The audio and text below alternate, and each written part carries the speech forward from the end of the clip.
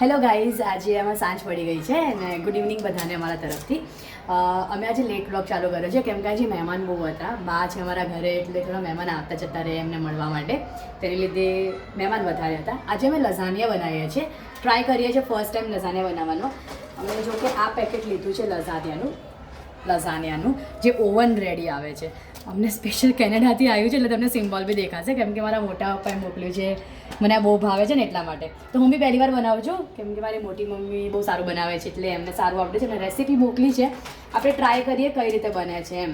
તો સૌથી પહેલાં આટલા શીટના લઝાનિયા છે અમારી જોડે, પણ અનફોર્ચ્યુનેટલી અમારી જોડે આટલું નાનું છે એમ. તો અમે આમાં બનાવીશું ને તો અમે એના માપથી કટિંગ કરી લઈશું. પણ તમારી જોડે આટલા મોટા હોય તો આટલું મોટું ઓવન માટે હોય ને તો તમે યુઝ કરી શકો છો એમ. અધરવાઇઝ આના સિવાય છે ને પાસ્તા બી યુઝ કરી શકો છો. પાસ્તા જે આવે ને એને બોઇલ કરી દેવાના, પછી આપણે જે શીટ આની પાથરીએ ને એની જગ્યાએ પાસ્તાની શીટ બી પાથરી શકો છો. તો પાસ્તા લઝાનિયા બી થઈ શકે છે. તો બે ટાઈપના બને છે. અમારી જોડે આવ્યું છે એટલે અમે આ ટ્રાય કરીએ, તમને બતાવીએ રેસીપી કઈ રીતે બને છે. Okay, stay tune. કે તું શું લાવ્યો? એ તો બધું લઝાનિયાનો સામાન લઈને આવ્યો છે. કેરેટ, કેપ્સિકમ અને ચીઝ અને મોઝરેલા. આનો ફ્લેવર બહુ સારો આવે અને અમૂલ ચીઝ યુઝ કરવામાં આવે મજા, મીન્સ કે સારો ટેક્સચર આવી જાય એની અંદર, મેલ્ટ થાય ને એટલે. તો આ ઇમ્પોર્ટન્ટ છે. હવે અમે કટિંગ કરી લઈએ આની અને તમને બતાવીએ કે કઈ રીતે એની શીટ કરવાની. ઓકે, રેડ સોસ તેલ ગરમ થઈ ગયા પછી આપણે લસણ નાખી દઈશું એમાં.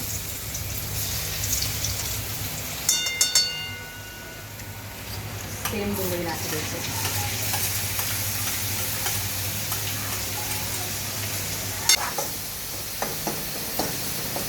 ડુંગળીને લસણને બહુ શેકવાની દેવાનું, જ્યાં સુધી ટ્રાન્સપરન્ટ ના થાય ને ડુંગળી ત્યાં સુધી શેકવાની. ટોમેટો પ્યુરી નાખી દઈશું. આપણે ટ્રાન્સપરન્ટ થઈ ગયેલી ડુંગળી શેકાઈ ગઈ હતી મસ્ત એવી.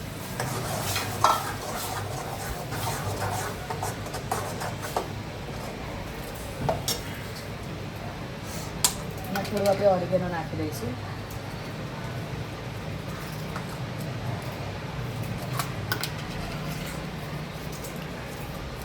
ચીલી ફ્લેક્સ,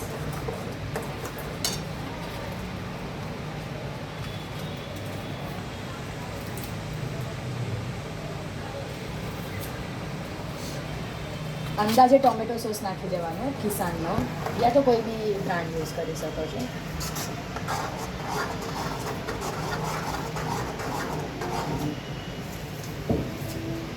અને આ જે બ્લેક સોલ્ટ આવે ને એ થોડું અને સોલ્ટ નાખી દેવાનો તમારા ટેસ્ટ હિસાબથી. જો આવી ટેક્સચરની સોસ બની જાય એટલે આપણો સોસ રેડી થઈ જાય. જો આ ગાજર સમારેલા લીધા, ઝીણા સમારવાના આવા. આ શિમલા મરચાં લીધા, એ ઝીણા સમારવાના. અને આ ડુંગળી લીધી, ડુંગળીને આવી રીતે ઝીણી સમારી. આ ત્રણ વસ્તુ લઈ લેવાની, બરાબર. પછી આપણે ગેસ ચાલુ કર્યો.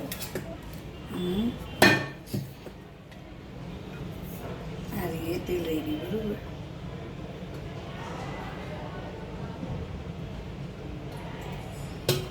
થોડી ડોકલી લઈ લેવાનું, તેલ ગરમ થવા દેવાનું. તેલ ગરમ થઈ ગયું. હવે આપણે ગાજર નાખી દઈશું પહેલાં.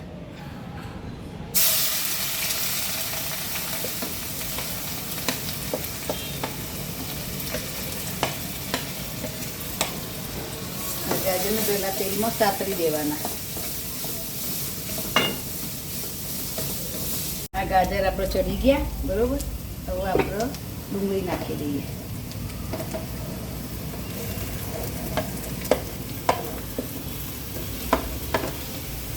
ડુંગળીને બરાબર ચડી દઈએ.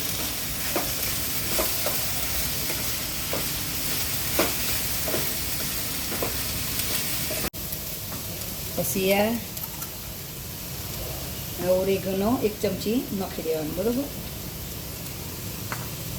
આ ચીલી ફ્લેક્સ નાખી દેવાની 1 ચમચી, 1.5 ચમચી નાખી દેવાની, જેવું તમારી તીખાશ પ્રમાણે. પછી મિક્સ કરી દેવાનું. શિમલા મિર્ચ ચડે ને ત્યાં સુધી હલાય કરવાનું. આપણે આ ડુંગળી ચડી જાય ને, ગાજર ડુંગળી બંને ચડી ગયું. ગાજર ચરવીએ એટલે થોડું મીઠું નાખવાનું એના સ્વાદ પ્રમાણે. પછી ડુંગળી ચરવીએ એટલે એના સ્વાદ પ્રમાણે મીઠું નાખવાનું. પછી એના પછી ડુંગળી ચડી જાય એટલે આ શિમલા મિર્ચ કાપેલા હોય ને એ નાખી દેવાના. એને પણ થોડા ચડવી દેવાના અને થોડુંક સહેજ મીઠું નાખી દેવાનું. સહેજ જ નાખવાનું, નકર વધારે પડે તો સારું થઈ જાય. જો આ બધી વસ્તુ ચડી ગઈ ને, હવે આપણે ઠંડી કરી દેવાની આમાં. ઠંડી કરીને પછી આપણે આગળની પ્રોસેસ બતાવીએ. આપણે વ્હાઈટ સોસ બનાવવા માટે ગેસ ચાલુ કર્યો અને આપણે મૂકી દીધી કઢાઈ, બરાબર. હવે આપણે નાખી દઈએ ચીઝ, બટર છે ને હવે? Okay, sorry butter. આપણે શું શું જોઈશે મમ્મી એ મેલ્ટ થાય ત્યાં સુધી બતા? બટર, બરાબર. બટર નાખ્યું એ ઓગળે ને ત્યાં સુધી બટર, પછી આ ચીઝ, પછી આ મેદો અને આ ચીલી ફ્લેક્સ, આ દૂધ અને આ મીઠું. ઓકે, આટલી વસ્તુ લેવાની ઓકે અંદર વ્હાઈટ સોસ બનાવવા માટે. ઓકે. મમ્મી બી આમાં જોડે ઇટાલિયન બનાવવા માંડ્યા છે હવે. નહીં મમ્મી?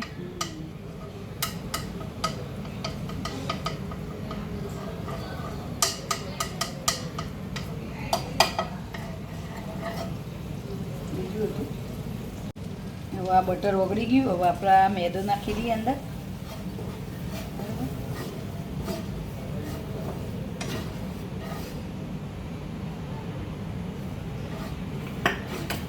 મેદા શેકવાનું. બટરમાં મેદો આ રીતે શેકાઈ જાય ને બરાબર, એના પછી આપણે દૂધ રેડવાનું. આ દૂધ લીધું એક વાટકો ભરી, થોડું થોડું નાખવાનું, હલાવવાનું.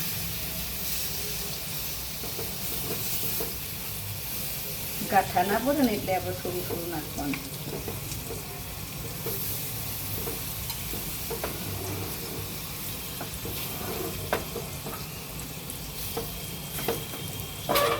ગેસ ધીમો રાખવાનો. આપણે અંદર ચીઝ નાખી દેવાનું, આટલું થોડુંક. આનાથી વધારે નાખવું હોય તો નખાય. વીફિક્સ નાખી દેવાની અંદર. પછી મીઠું નાખી દેવા સ્વાદ અનુકૂળ. 1 ચમચી મીઠું નાખી દેવાનું. પછી મિક્સ કરી દેવાનું, બરાબર.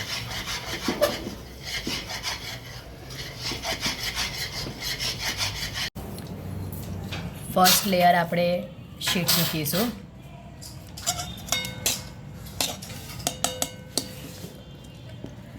સેકન્ડ આપણે સોસની લેયર કરીશું. વેજીટેબલ્સની કરીશું લેયર.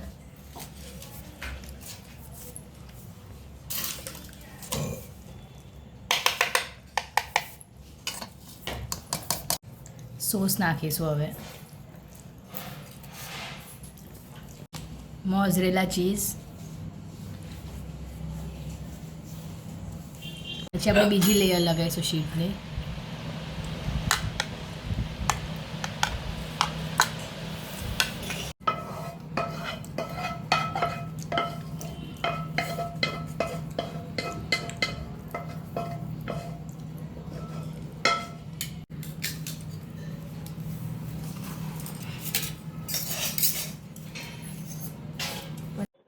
હવે આપણે આને ઓવનમાં મૂકી દીધું છે સી, અને શાંતિથી એને બેક થવા દઈશું. ઓવન પર આને 170 ડિગ્રી ઉપર યા તો 180 ડિગ્રી ઉપર એન્ડ 15 to 10 મિનિટ સુધી એને બેક થવા દઈશું. અમે 10 મિનિટ સુધી બેક થવા દઈશું, થઈ ગયું. જો આ લજાનિયા તૈયાર થઈ ગયા, બરાબર. આપણે અમુક આપીશું એને.